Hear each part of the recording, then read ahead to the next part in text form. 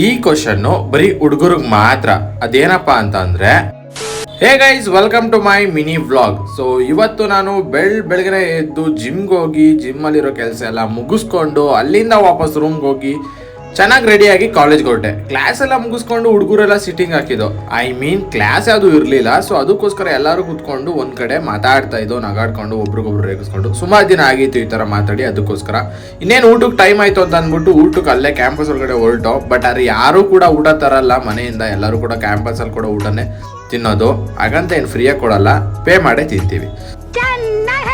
So ಸಾಯಂಕಾಲ ನನಗೆ ತುಂಬಾ ಹೊಟ್ಟೆ ಹಸಿತಾಯಿತ್ತು ಅಂತ ಅಂದ್ಬಿಟ್ಟು ಅದಕ್ಕೋಸ್ಕರನೇ ಕೆಳಗಡೆ ಹೋಗಿ ಬರ್ಗರ್ ತಿಂದೆ. ಈ ಬರ್ಗರ್ ತಿನ್ಬೇಕಾದ್ರೆ ನನ್ನ ತಲೆಗೊಂದೇನೋ ಹೊಡೀತು.